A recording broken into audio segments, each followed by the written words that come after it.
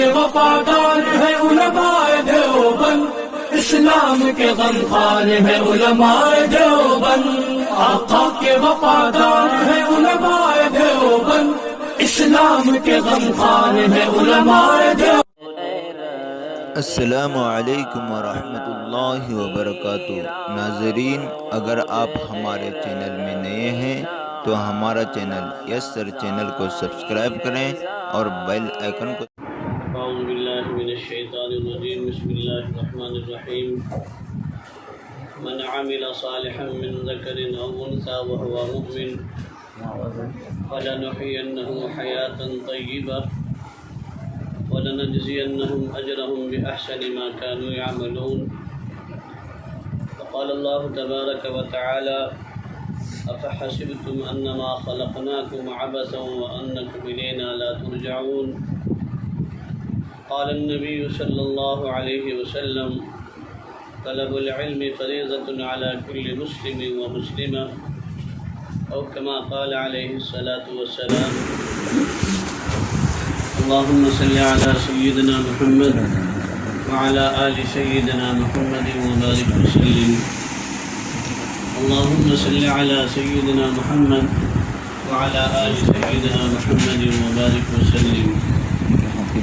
اللهم صل على سيدنا محمد وعلى آل سيدنا محمد وبارك وسلم۔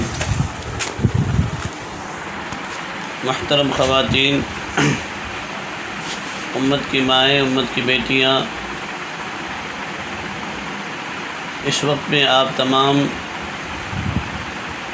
اپنے آرام اور اپنے گھر کے کام کاج کو چھوڑ کر دین کی نسبت پر آئی ہیں، جمع ہوئی ہیں۔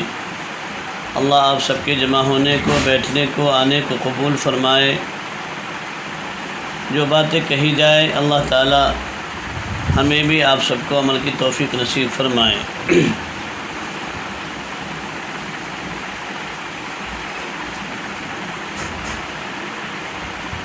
آج ایک سب سے بڑی غلط فہمی خواتین کے اندر یہ آئی ہوئی ہے، اور ہماری ماں بہنیں یہ سمجھتی ہیں کہ علم کا سیکھنا، دین کا سیکھنا یا ولایت کا حاصل ہونا صرف مردوں کے لیے ہے، عورتوں کے لیے نہیں ہے۔ حالانکہ اللہ رب العزت نے عورتوں کو بھی اور مردوں کو بھی انسان بنایا ہے، اور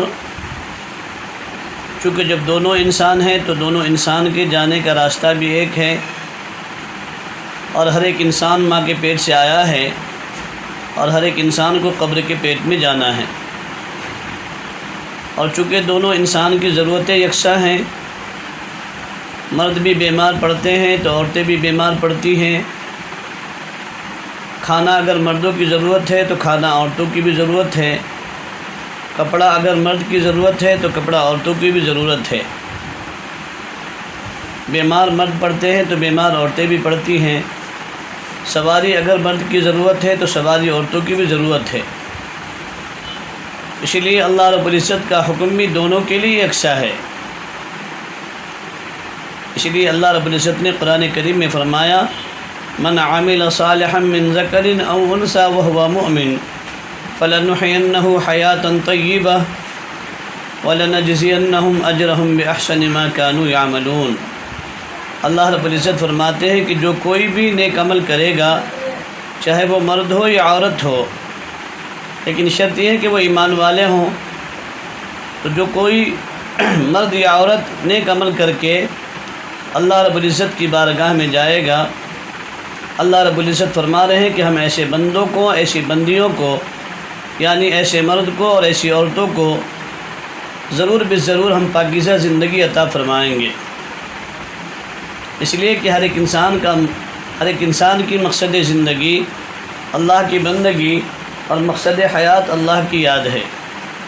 تو اب جو انسان اس دنیا میں بندہ بن کر اللہ کی بندگی کر کے جائے گا، ایسا انسان کامیاب ہے، ایسے مرد بھی کامیاب ہیں اور ایسی عورتیں بھی کامیاب ہیں۔ اس لیے خداوند قدوس نے حکم کیا فرمایا، وما خلقت الجن والانس الا لیعبدون، کہ ہم نے انسان و جنات کو نہیں پیدا کیا مگر اپنی عبادت کے لیے، اور عبادت دونوں کے لیے ہے، مردوں کے لیے بھی عبادت ہے، نماز اگر مردوں پر فرض ہے تو عورتوں پر بھی فرض ہے، روزہ اگر مردوں پر فرض ہے تو عورتوں پر بھی فرض ہے، زکوٰۃ اگر مردوں کے پاس مال ہے تو مردوں پر بھی فرض ہے، اگر عورت کے پاس مال ہے تو عورت کے اوپر بھی زکوٰۃ فرض ہے۔ آج کی ماں بہنوں میں یہ بھی ایک غلط فہمیاں بیٹھی ہوئی ہیں کہ زیور تو ہم پہنیں گے اور ہمارے زیور کی زکوٰۃ ہمارا شوہر دے گا۔ یہ کوئی ضروری نہیں کہ آپ کا شوہر آپ کے مالوں کی زکوٰۃ دے، یہ تو آپ کا حق ہے اور آپ کی ذمہ داری ہے کہ آپ اپنے سونے اور چاندی کی یا آپ کے پاس میں جو بھی کیش رقم ہے، تو یہ ذمہ داری آپ کے اوپر عائد ہوتی ہے کہ آپ اپنے ان مالوں کی زکوٰۃ ادا کیا کریں، ورنہ کہیں خدا نخواستہ آپ اس غلط فہمی میں رہ گئیں کہ میرے شوہر نے میرے مال کی زکوٰۃ نکال دی ہوگی تو کل کو قیامت کے میدان میں، اور شوہر نے زکوٰۃ نہیں نکالی ہوگی تو کل کو قیامت کے میدان میں اللہ رب العزت انہی مالوں کو، انہی چاندی کو، سونے چاندی کو لائیں گے اور آپ کے سامنے تپائیں گے آگ کے اندر، اور پھر اسی گویا کہ ایک دھات بن جائے گا وہ آپ کا مال، ایک پلیٹ کی شکل میں، ایک جو ہے نا لوہے کی شکل میں، تانبے کی شکل میں وہ چیز بنی ہوگی، اور پھر اس کو اللہ تعالیٰ تپائیں گے اور پھر اس کے ذریعے سے ہماری پیشانیوں کو کیا کیا جائے گا، چرخایا جائے گا، اور گویا کہ اس کے ذریعے سے ہماری پیشانی کو داغا جائے گا، ہماری پیٹھ کو داغا جائے گا، ہمارے جسم کے ایک ایک اعضاء کو داغا جائے گا۔ قرآن مقدس میں اللہ نے فرمایا نا کہ تم جس مال کو جمع کر کے رکھتے ہو، تم یہ سمجھتے ہو کہ یہ میرا مال ہے، یہ میری کسوٹی ہے اور یہ میری پونجی ہے، تو اللہ تبارک و تعالیٰ انہی مالوں کو قیامت کے میدان میں تمہارے سامنے حاضر کریں گے اور ان مالوں کو آگ میں تپا کر کے پھر تمہاری پیشانیوں کو ان مالوں سے داغا جائے گا۔ اس لیے اس مال کی ذمہ داری بھی ہمارے اوپر ہے۔ خیر اس وقت میں وہ موضوع نہیں ہے میرا، ایک ضمناً بات آ گئی تو میں نے عرض کر دی ہے۔ اکثر ماں بہنیں اس غفلت میں پڑی ہوئی رہتی ہیں، اور جب پوچھا جاتا ہے ان سے کہ تم نے اپنے اس زیور کی زکوٰۃ نکالی، تو کہتی ہے کہ ہاں ہمارے شوہر نے نکال دی ہے، یا نکال دیا ہوگا۔ جب شوہر سے پوچھتے ہیں تو شوہر کہتے ہیں کہ نہیں، زیور تو بیوی پہنتی ہے، بیوی کو نکالنا چاہیے، مجھے معلوم نہیں، وہ میرا مال نہیں، بیوی کا مال ہے نا۔ تو اللہ کے یہاں تو یہ حیلہ اور بہانہ اور توریہ نہیں چلے گا میری ماں اور بہنوں۔ خیر اللہ رب العزت نے اگر مال دیا ہے تو آپ کی ذمہ داری ہے کہ آپ اپنے ان مالوں کی زکوٰۃ بھی نکالیں۔ تو میں عرض کر رہا تھا کہ اللہ رب العزت نے اگر مال مردوں پر کو دیا ہے تو مردوں پر زکوٰۃ ہے، اگر مال عورتوں کے حق میں ہے اور ذمے ہے تو عورتوں کے اوپر زکوٰۃ ہے۔ اگر ایسی اللہ نے مال دیا ہے تو عورت پر بھی حج فرض ہے، مرد پر بھی حج فرض ہے نا۔ گویا کہ عبادتوں میں بھی دونوں کے لیے اللہ رب العزت نے حکم کو یکساں رکھا ہے، برابر سرابر رکھا ہے۔ اس لیے اللہ رب العزت نے یہ فرمایا کہ اے میرے بندوں اور اے میری بندیوں، تم دنیا سے اچھے اعمال کر کے آنا، اچھی زندگی لے کر کے آنا، اس لیے کہ دنیا میں آنے کا مقصد یہی ہے، مقصد زندگی اللہ کی بندگی اور مقصد حیات اللہ کی یاد ہے نا۔ تو ہم سب کو چاہیے کہ ہم چاہے اپنے گھر میں ہوں یا کہیں بھی ہوں، اور اگر اللہ رب العزت نے ہم پر نماز فرض کی ہے تو نماز کو ادا کرنا یہ ہماری ذمہ داری ہے۔ بارہا ہم فضائل کی تعلیم میں سنتی ہیں کہ ایک نماز کے چھوڑنے پر اللہ رب العزت نے کتنا بڑا جرم لکھا ہے، اس کے اوپر کتنی بڑی سزا عائد کی ہے کہ ایک نماز کے چھوڑنے پر 2,88,00,000 برس جہنم میں جلنا پڑے گا ہے نا۔ اور ایک نماز کے پڑھنے پر پھر اللہ رب العزت نے اس سے کہیں زیادہ اجر کا اور انعام کا وعدہ فرما رکھا ہے۔ تو یہ تو عبادات کے تعلق سے ہے۔ امت کی مائیں اور بہنیں آج اصل میں غیر مذاہب کے طور طریقے کو دیکھ کر کے اور برادران وطن کی لہب و لعب کی چیزوں کو دیکھ کر، ان کے عیش و عشرت کے سامان کو دیکھ کر کے آج ہماری ماں بہنیں بھی بعض مرتبہ یا ان کی کچھ آوازوں کو سن کر کے آج کلمہ پڑھنے والی کلمہ گو مسلمان مائیں اور بہنیں بھی اس بات کو کہنے پر مجبور ہو جاتی ہیں اور اپنی زبان قال سے اور حال سے یہ کہنا شروع کر دیتی ہیں کہ اسلام نے ہمارے ساتھ میں ظلم کر رکھا ہے، کہ اسلام نے ہم کو گھر میں قید کر دیا، ہمیں آزادی نہیں دی۔ میری ماں اور بہنوں، اللہ رب العزت نے آپ کو سونے، چاندی، ہیرے، جواہرات اور دنیا کی ومافیہ تمام چیزوں سے زیادہ آپ کو اللہ نے قیمتی بنایا ہے۔ آپ تاریخ کا مطالعہ کریں، ہسٹری کو پڑھیں تو آپ کو معلوم ہوگا کہ اسلام آنے سے پہلے آپ جیسی خواتین یعنی ایک عورت کا ہے نا کیا درجہ ان مذاہب کے اندر تھا۔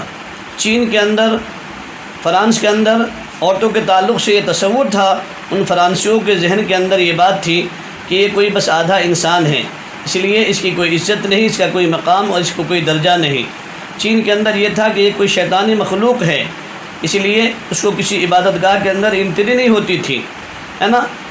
الگ الگ مذاہب کے اندر الگ الگ جو ہے نا تصور تھا اسلام آنے سے پہلے عورتوں کے تعلق سے، خواتین کے تعلق سے، ہے نا۔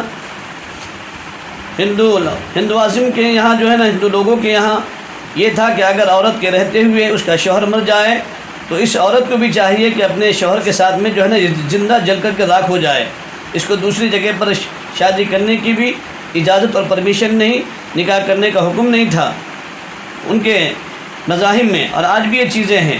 لیکن قربان جائیے، اسلام ایک ایسا مذہب آیا کہ میری ماں اور بہنوں کہ مذہب اسلام نے آپ کو وہ درجہ اور آپ کو وہ حق دیا ہے اور وہ مقام دیا ہے کہ جو کوئی کہ اس کے علاوہ کوئی اور مذہب یا کوئی اور ادیان آپ کو وہ مقام اور وہ درجہ نہیں دے سکتا۔ اللہ نے اگر آپ کو ماں بنایا ہے تو اللہ کے نبی علیہ الصلوۃ والسلام نے کیا فرمایا کہ ماں کے قدموں کے نیچے جنت ہے۔ اگر آپ کو اللہ تعالیٰ نے بیٹی کی شکل میں بنایا تو اللہ کے نبی نے فرمایا کہ بیٹی باپ کے لیے عزت ناموس ہے نا۔ اگر بہن بنایا تو فرمایا کہ یہ بھائیوں کے لیے خیر اور برکت کی چیز ہے۔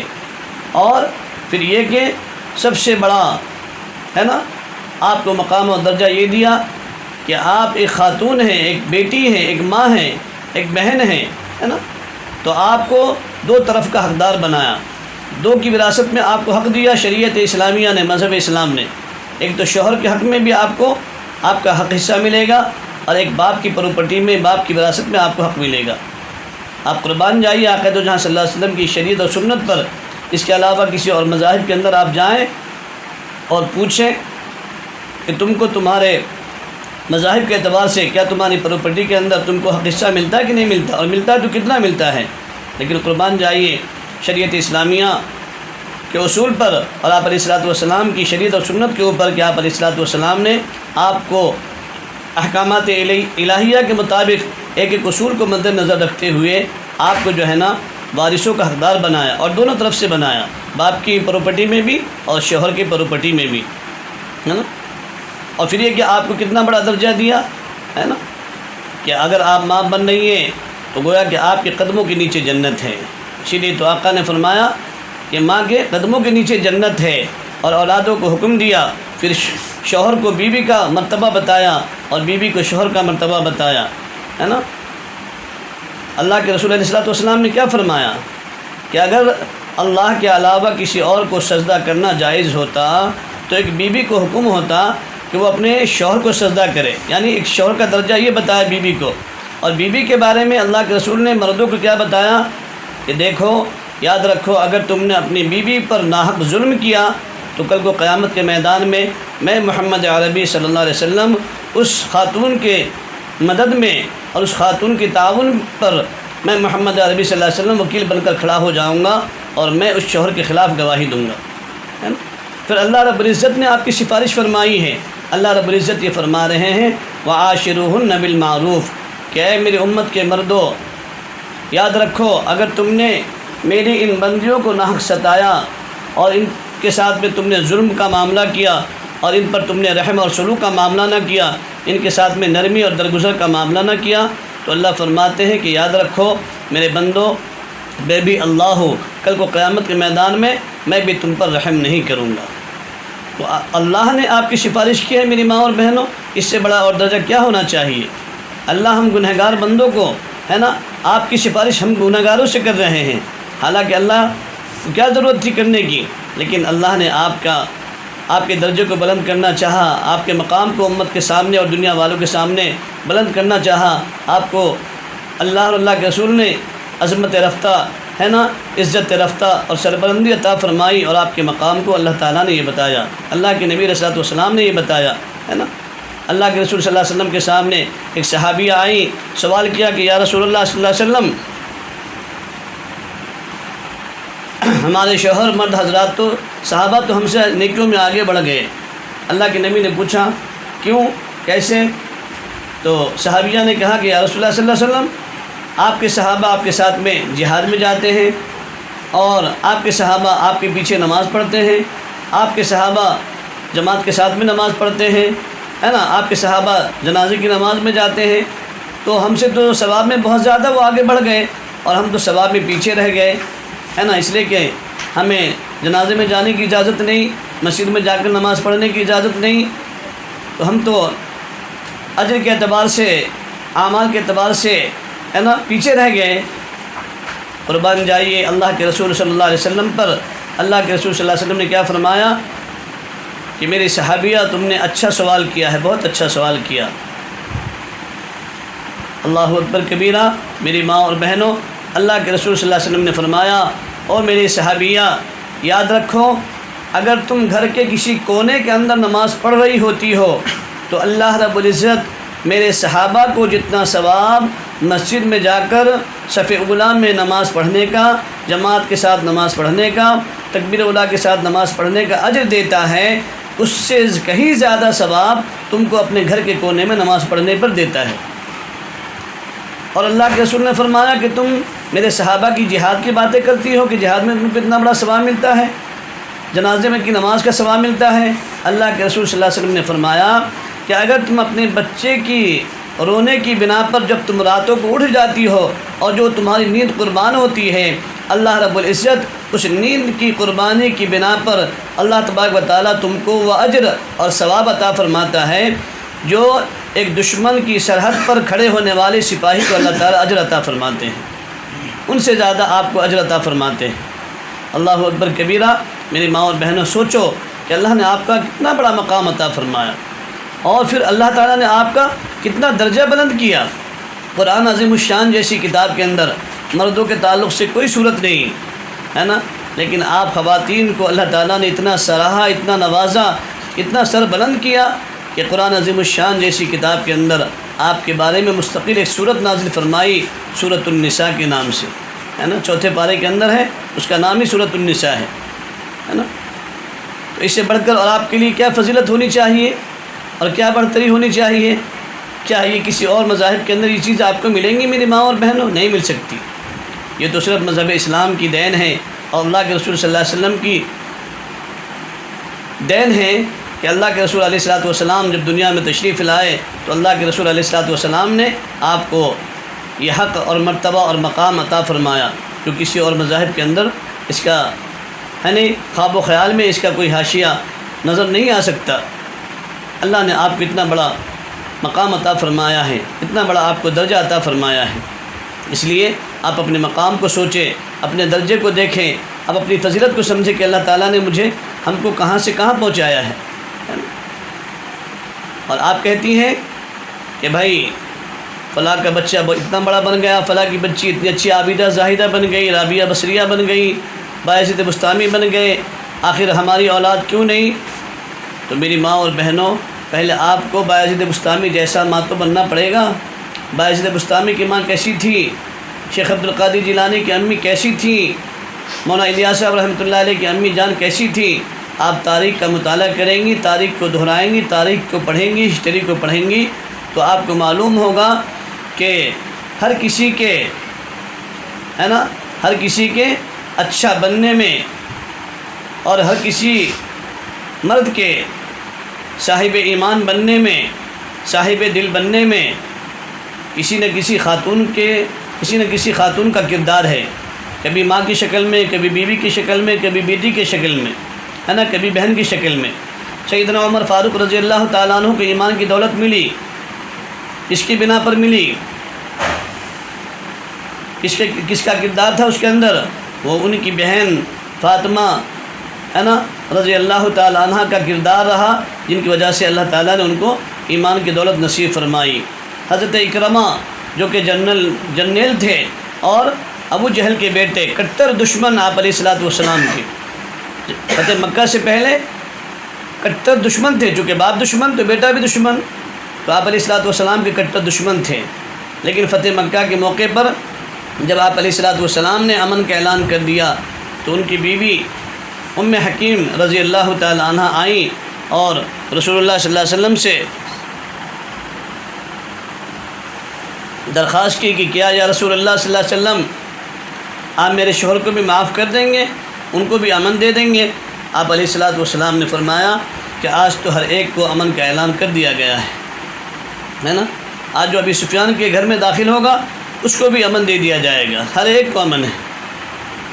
تو ام حکیم رضی اللہ تعالیٰ عنہ پہلے خود آئیں، کلمہ پڑھ کر گئیں، پھر اپنے شوہر کی فکر میں دوڑی ہوئی گھر پر گئیں، گھر پر جا کر دیکھا تو شوہر نہیں ملے، پھر ڈھونڈتی رہی، ادھر ادھر ڈھونڈنے کے بعد کہیں نظر نہیں آئے تو سمندر کنارے گئے، پوچھا کہ بھائی فلاں حلیے کا فلاں شکل کا کوئی شخص یہاں پر نظر آیا ہے؟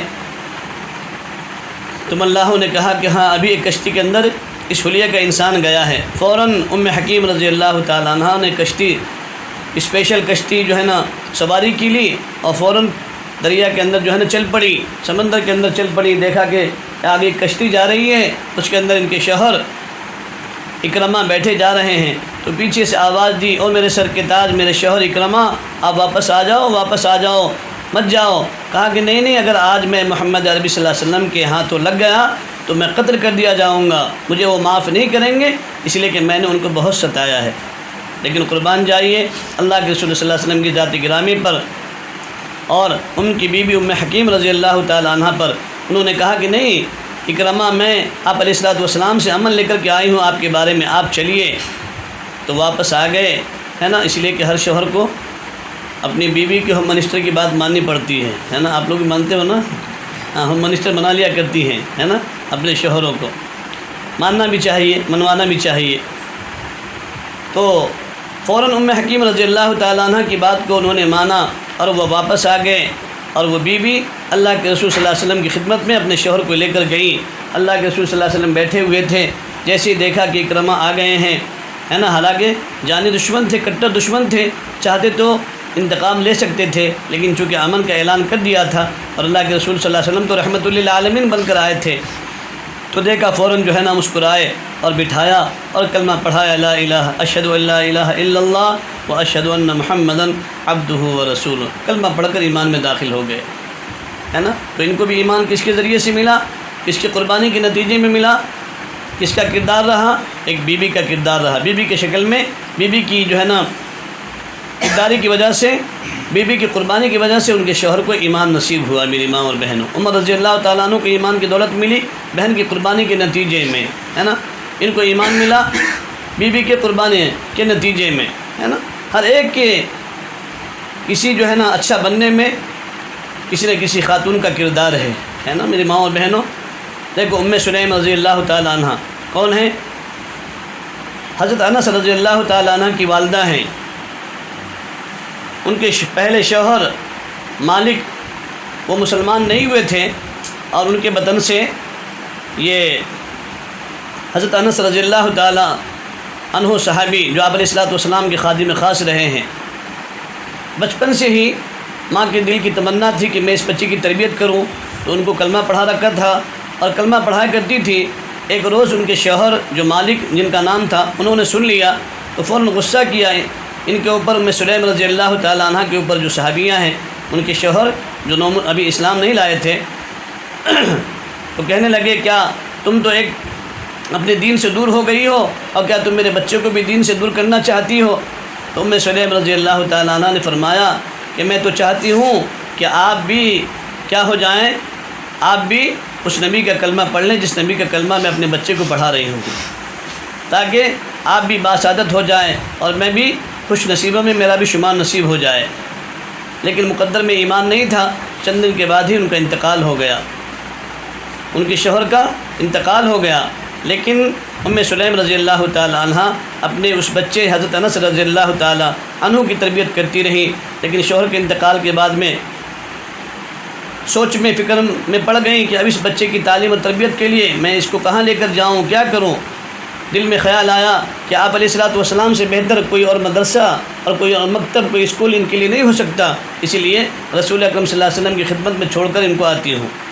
تو آپ علیہ الصلوۃ والسلام کی خدمت میں لے کر چلی گئیں اور آپ علیہ الصلوۃ والسلام سے وہ پورا واقعہ اور ماجرا کہہ سنایا جو ان کے شوہر نے ان کو کہا تھا۔ پھر اس کے بعد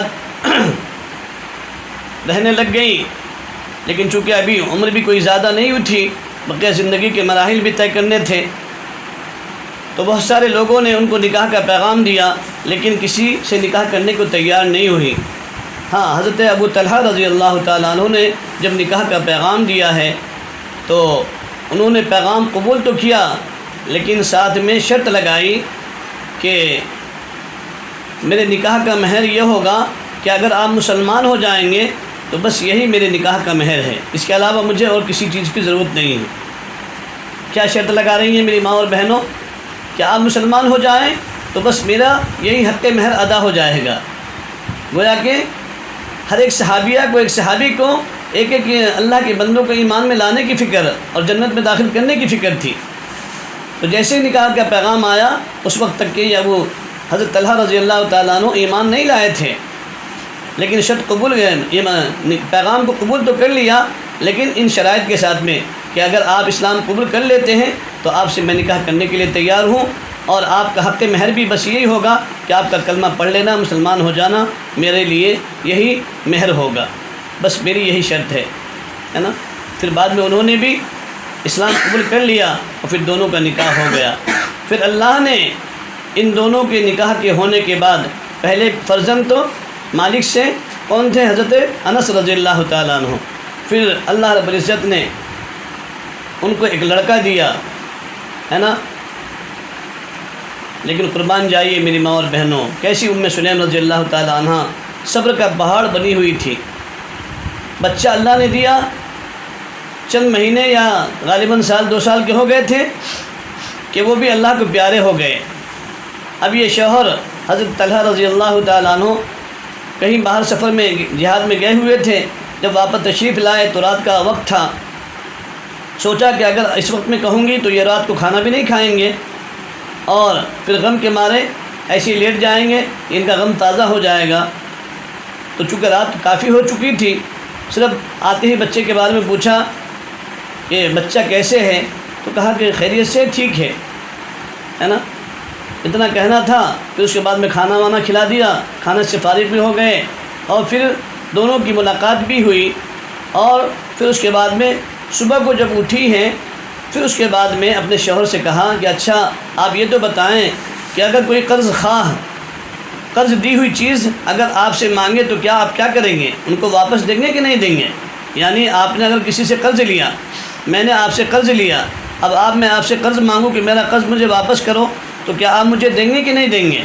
تو انہوں نے کہا کہ بالکل ان کا حق ہے، واپس دینا چاہیے، اسی لیے کہ ہم قرض خواہ ہیں، ہم مقروض ہیں، اور قرض دینے والے کا ہم پر احسان ہے کہ انہوں نے ہم کو دیا ہے۔ تب بیوی نے کہا کہ دیکھو میرے سر کے تاج میرے شوہر، وہ جو آپ کے فرزند ہیں جو اللہ نے دیا تھا، اللہ تعالیٰ نے ان کو اٹھا لیا، ان کا انتقال ہو گیا ہے۔ کہا کہ کب؟ کہا کہ وہ تو آپ کے رات آنے سے پہلے ہی انتقال ہو گیا تھا۔ اللہ اکبر کبیرہ۔ پھر حضرت طلحہ رضی اللہ تعالیٰ عنہ فرماتے ہیں کہ جب تو اتنا صبر کا پہاڑ بن سکتی ہے تو پھر میں کیوں نہ صبر کروں؟ انہوں نے بھی صبر کر لیا اور پھر اس کے بعد میں اپنے اس بچے کی لاش کو لے جا کر دفنایا ہے۔ کیا آج کی مائیں اتنا بڑا صبر استقلال کا پہاڑ بن سکتی ہیں؟ کیا کسی کا غم اتنا رہ سکتا ہے اور کوئی خاموش رہ سکتی ہیں؟ اپنے شوہر کو بھی نہیں بتا رہی ہیں، اور اسی لیے کہ وہ جہاد سے واپس آئے ہیں، سفر سے تھکے ہوئے ہیں، کہ ایسا نہ ہو کہ اگر اپنے بیٹے کی اطلاع دے دوں گی تو وہ غم کے مارے ہے نا غم سے نڈھال ہو جائیں گے اور کھانا پینا بھی نہیں کھائیں گے ہے نا۔ اس لیے یہ کہا کہ بچہ سویا ہوا ہے نا، اطمینان کے ساتھ میں سویا ہوا ہے، اور یقیناً جب کوئی اللہ کو پیارا ہو جاتا ہے تو وہ تو مطمئن ہی ہو جاتا ہے نا۔ تو یہ تھی صحابیہ کی صفت ہے نا۔ ایسی گویا کہ صحابہ اور صحابیات کی قربانی کے نتیجے میں میری ماں اور بہنوں یہ دین اسلام آج ہم تک پہنچا ہے نا۔ اس دین اسلام کی خاطر بڑی بڑی قربانیاں لگی ہیں، ہے نا، بڑی بڑی قربانیاں لگی ہیں۔ آپ دیکھیں، جب ہسٹری کو پڑھیں، حضرت حاجرہ علیہ السلام ہے نا، ان کی قربانی، حضرت خدیجہ رضی اللہ تعالیٰ عنہ کی قربانی، حضرت سمیہ رضی اللہ تعالیٰ عنہ کی قربانی، حضرت آسیہ رضی اللہ تعالیٰ عنہ کی قربانی، اللہ اکبر کبیرہ۔ حضرت آسیہ کی قربانی کیسی، حضرت سمیہ رضی اللہ تعالیٰ عنہ کی قربانی کیسی ہے؟ کس درندگی کے ساتھ میں اس ابو جہل نے حضرت سمیہ رضی اللہ تعالیٰ عنہ کو شہید کیا، لیکن ایمان کی وہ پہاڑ صبر استقلال کی ہمالیہ بنی ہوئی تھی کہ انہوں نے ایمان کا سودا نہیں کیا، اپنی جان کی شہادت دے دی، ہے نا۔ آپ ان کی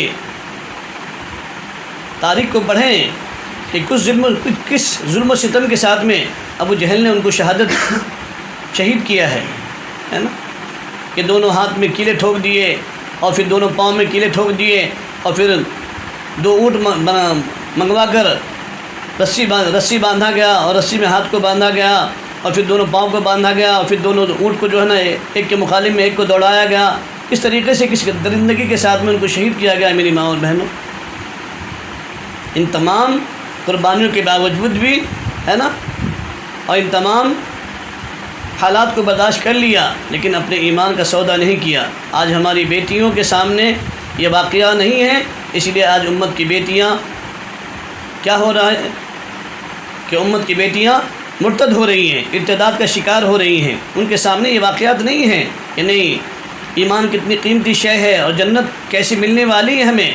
یہ دنیا کی زندگی فانی ہے، تھوڑے دن کی زندگی ہے، بقیہ تو ہمیشہ ہر ایک انسان کو مرنے کے بعد ہی قبر میں رہنا ہے، اور اس کے لیے ایمان کا ہونا شرط ہے۔ ایمان کے ساتھ میں دنیا سے جائیں گی، اور اگر ایک رائی کے دانے کے برابر ایمان کو بچا کر لے کر جائیں گی تو انشاءاللہ ہمیں دنیا سے 10 گنی بڑی جنت ملے گی، ہے نا۔ ہاں، حضرت آسیہ رضی اللہ تعالیٰ عنہ کون ہے؟ فرعون کی بیوی ہے، اور فرعون کون ہے؟ ظالم و جابر بادشاہ ہے، وقت کا نمرود ہے، وقت کا جو ہے نا فرعون ہے۔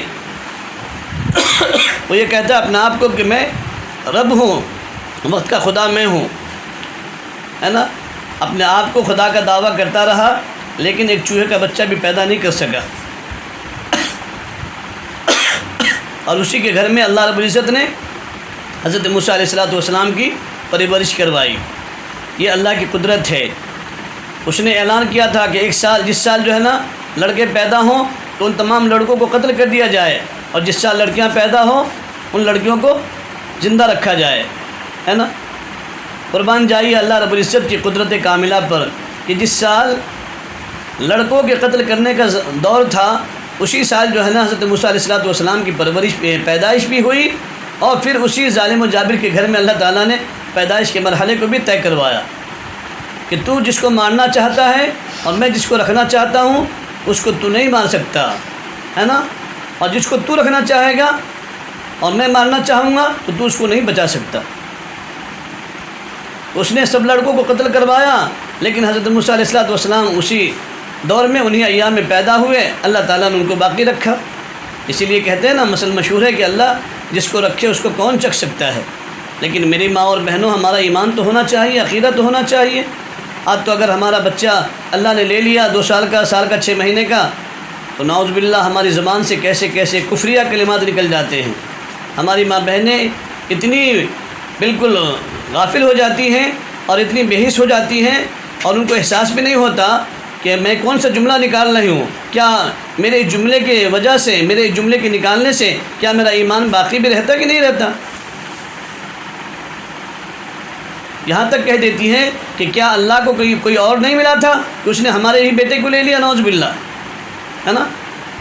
اور اس سے بھی برے برے الفاظ اللہ کی ذات میں کہہ دیتی ہیں، جس سے جو ہے نا انسان کا ایمان بھی نکل جاتا ہے، ایمان ختم ہو جاتا ہے۔ اس لیے میری ماں اور بہنوں، ہمیں ان صحابہ اور صحابیات کے واقعات سے عبرت حاصل کرنا چاہیے، ہے نا۔ اولاد دینے والی ذات اللہ کی ہے، اولاد کو اٹھانے والی ذات اللہ کی ہے نا۔ جو اللہ اولاد دیتا ہے وہی اللہ اولاد اٹھاتا بھی ہے، لیتا بھی ہے، یہ اس کے اختیار کی چیز ہے۔ یہ تو اللہ تعالیٰ نے ہم کو جو دیا ہے یہ گویا کہ انعام کے طور پر ہم سب کو اللہ تعالیٰ نے دے رکھا ہے، یہ اس کی طرف سے ایک نعمت ہے ہمارے لیے۔ تو نعمت دیتا ہے وہی اور نعمت کو چھینتا وہی ہے، لیکن نعمت دینے کے بعد میں شکر ادا کیا تو نعمت باقی رہتی ہے، نہ شکری کی تو اللہ تعالیٰ نعمت کو چھین لیتے ہیں، ہے نا میری ماں اور بہنوں۔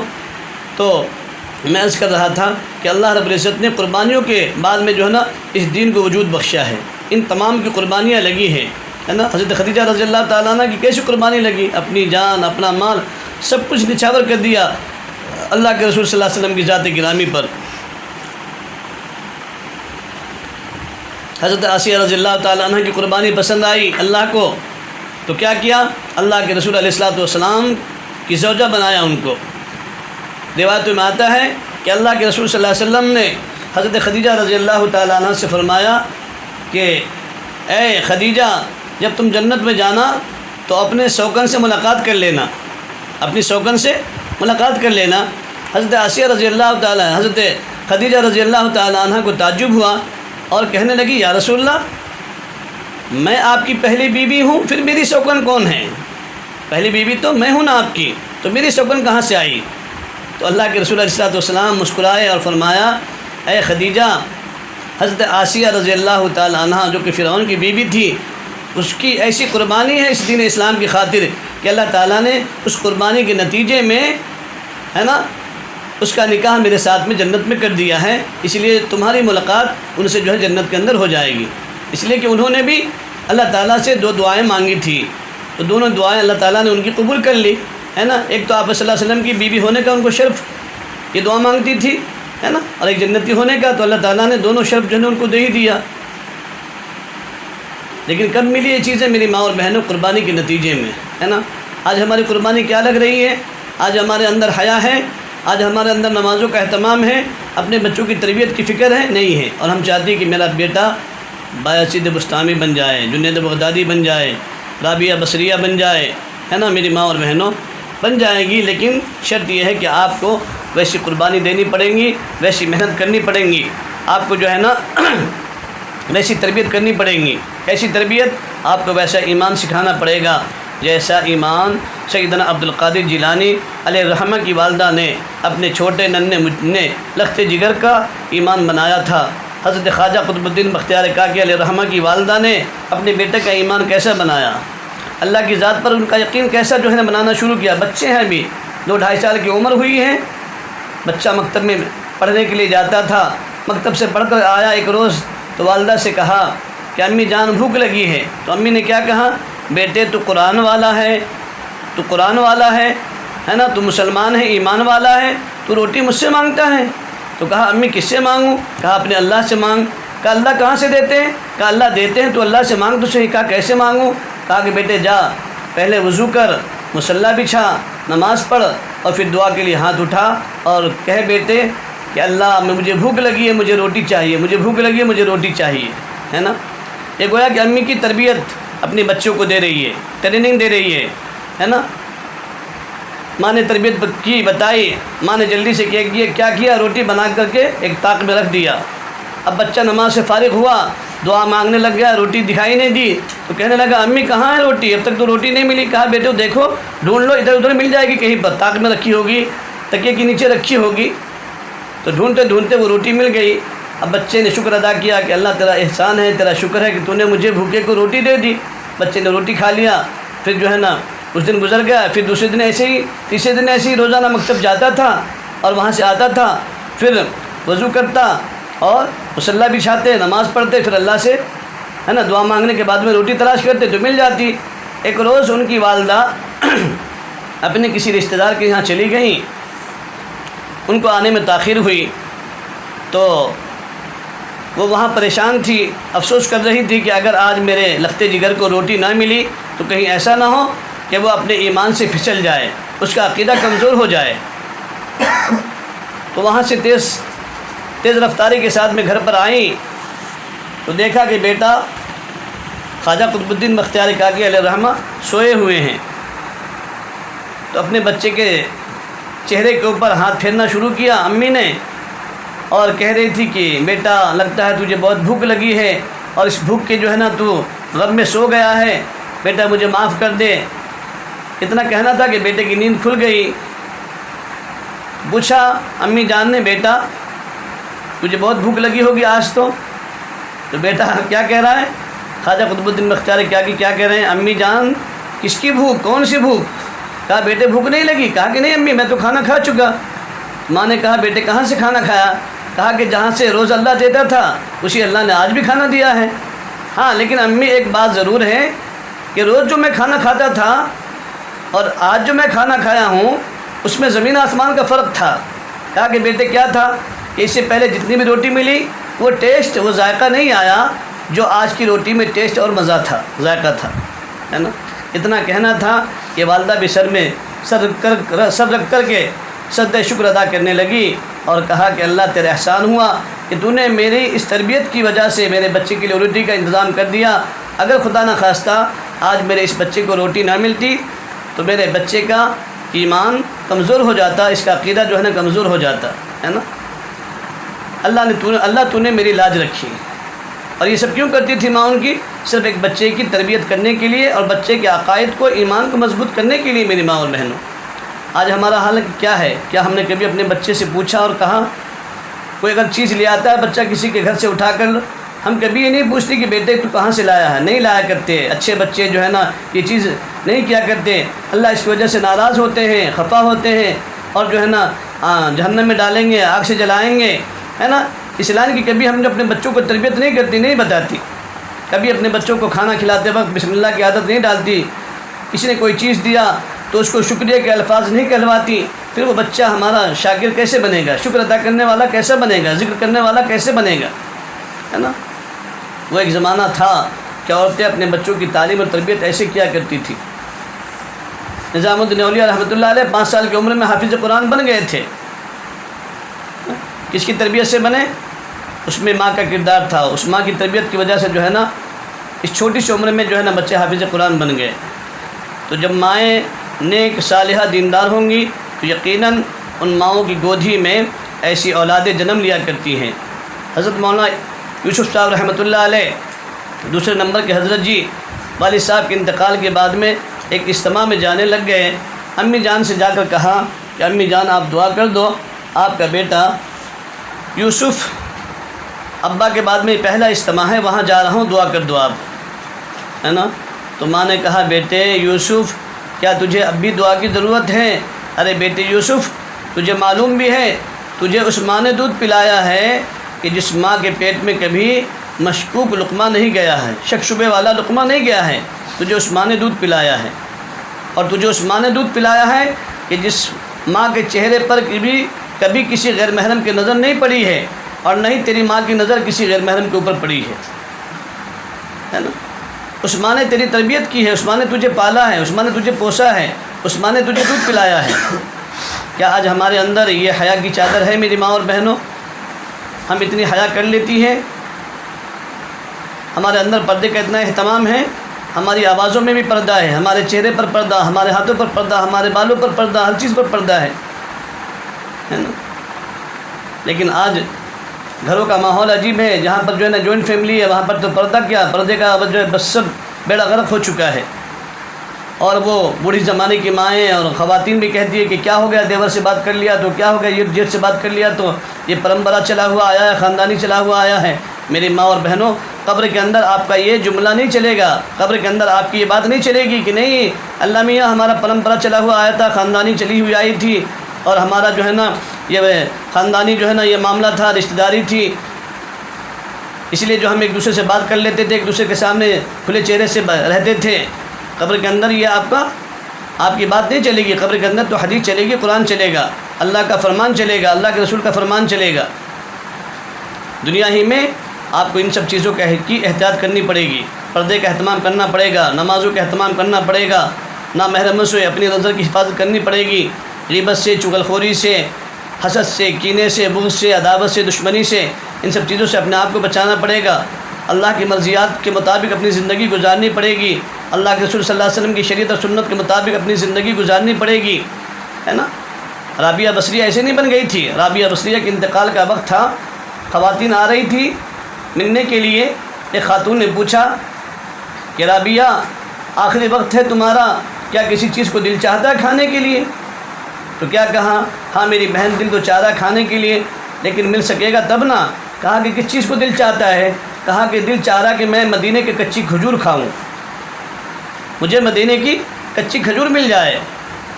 اب خواتین پریشان ہو گئی، پھر بھی خاتون اٹھ کر کے آئیں کہ دیکھو ان بازار میں جا کر کہیں مل جائے بصرہ کے اندر۔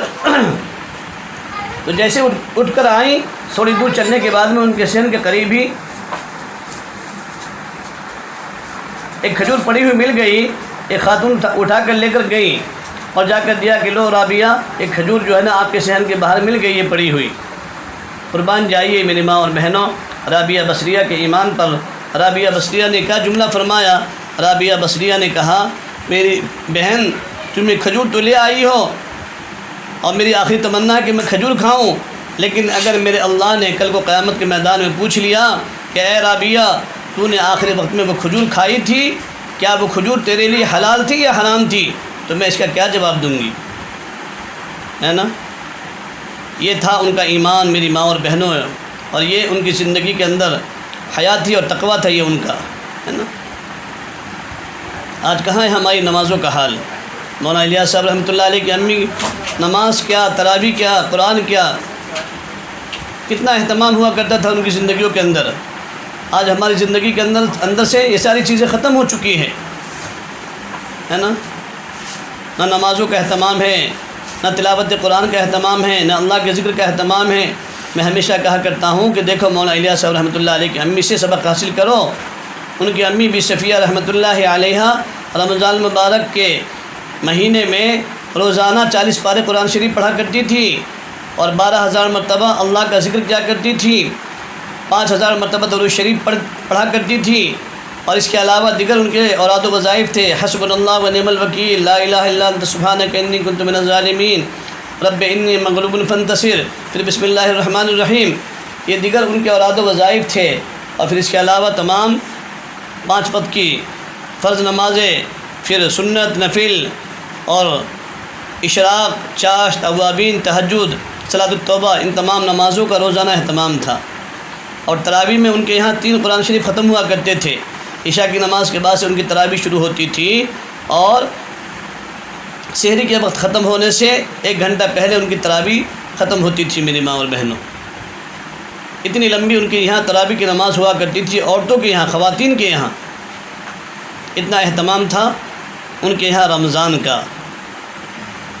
آج ہمارے یہاں ہم تو سمجھتی کہ نہیں، تراویح کی نماز صرف مردوں کے لیے ہے، ہم کو معاف ہے، سورہ تراویح پڑھنے کے لیے بھی ہم تیار نہیں ہیں۔ آج ہم گھر کے اندر کھانا بناتی ہیں، کبھی توفیق نہیں ہوتی، ہم بسم اللہ پڑھ کر جو ہے نا دروازہ کھولیں، بسم اللہ پڑھ کر اپنے گھر کا دروازہ بند کریں، بسم اللہ پڑھ کر جھاڑو لگانا شروع کریں، بسم اللہ پڑھ کر آٹا گوندھیں، بسم اللہ پڑھ کر جو ہے نا گیس جلائیں، ہے نا؟ حالانکہ اللہ کے نبی فرماتے ہیں کل امر ذی بال لم یبدأ بسم اللہ فهو اقطع وابتر، او کما قال علیہ الصلوۃ والسلام۔ اللہ کے نبی فرماتے ہیں کہ ہر کام کی ابتدا بسم اللہ الرحمن الرحیم سے ہونی چاہیے، ہے نا؟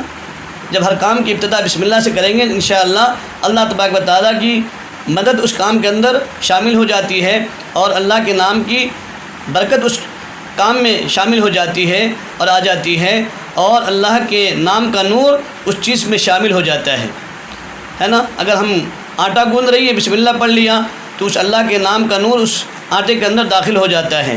کھانا بنا رہی ہوتی ہیں، بگھار دے رہی ہوتی ہیں دال کے اندر، کڑھائی ہے نا، کڑھائی کے اندر اگر ہم بسم اللہ پڑھیں گی تو انشاءاللہ اس بسم اللہ کا نور اس کھانے میں منتقل ہو جائے گا۔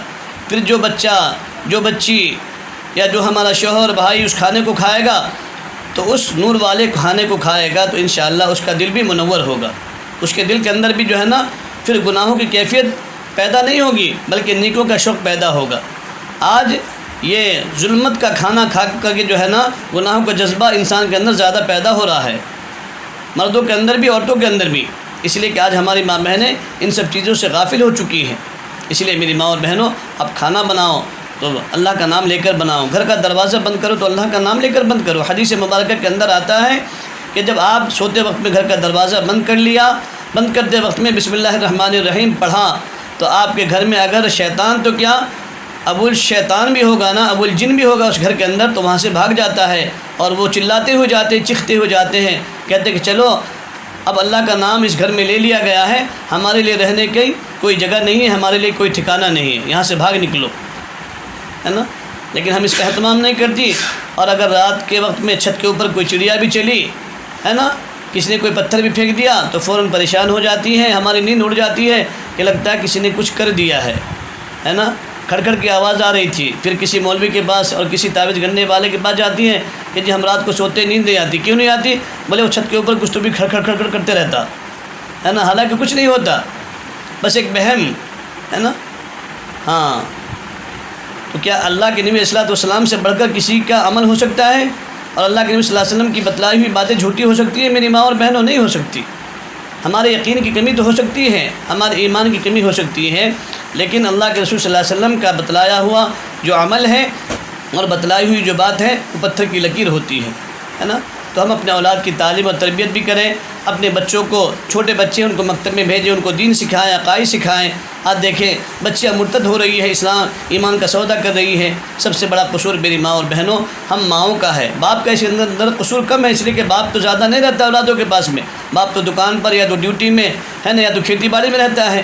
گھر کے اندر یا بچے کا زیادہ وقت جو ہے نا، چاہے وہ لڑکا ہو یا لڑکی ہو، وہ کس کی تربیت میں گزرتا ہے؟ ماں کے ارد گرد گزرتا ہے۔ اس لیے ماں کا حق زیادہ ہے، اور ماں کو اس کا علم رہتا ہے کہ میری بچی کے کچھ نہ کچھ مسائل چل رہے ہیں، لیکن وہ اس کو درگزر کرتی رہتی ہے، اور پھر جب اسلام چھوڑ دیتی ہے، اپنے ایمان کا سودا کر لیتی ہے، تو پھر ہمیں احساس ہوتا ہے، ہم پریشان ہوتی ہیں، پھر جو ہے نا افسوس کرتی ہیں، پھر کفِ دست ملتی ہیں اور کہتی ہیں کہ جس بچی کو ہم نے پالا پوسا پرورش کی، اتنے دن پیٹ میں رکھا، آج جو ہم سے جو ہے نا جدا ہو گئی اور ہم کو داغ مفارقت دے گئی، حالانکہ آپ کو علم تھا۔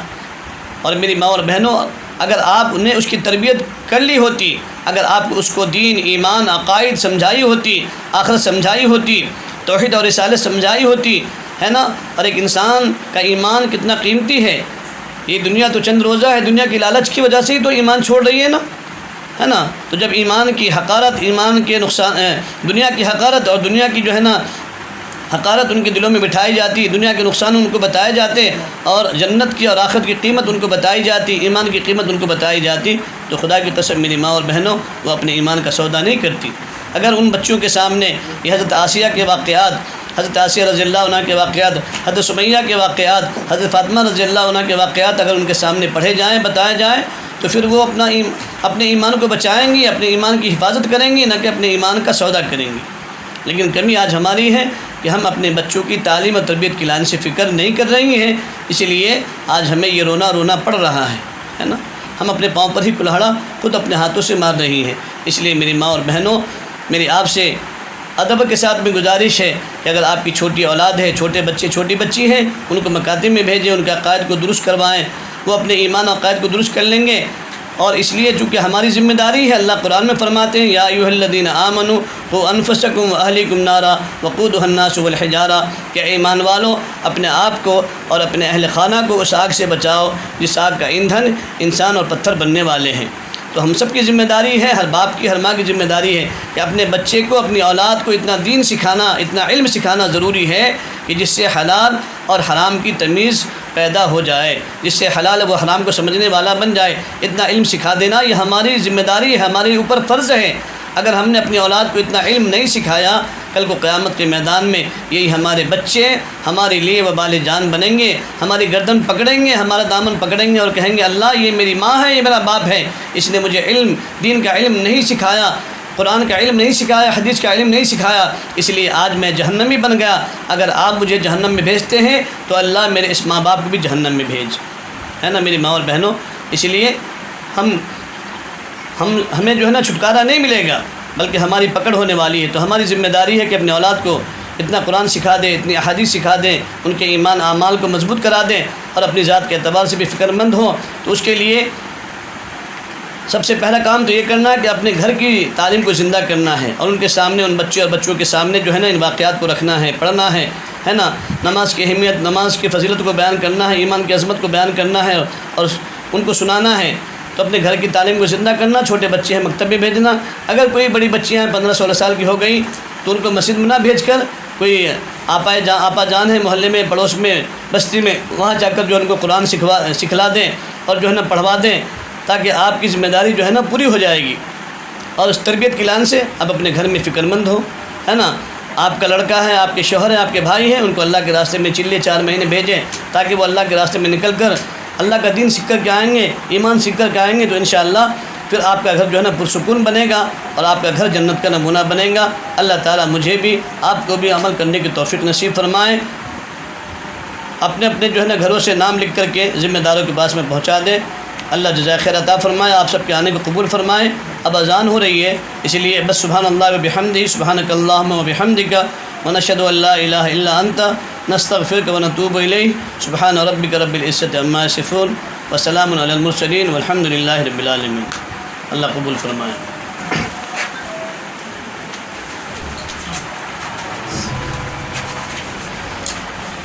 کیا کرنا ہے مجھے؟ ہاں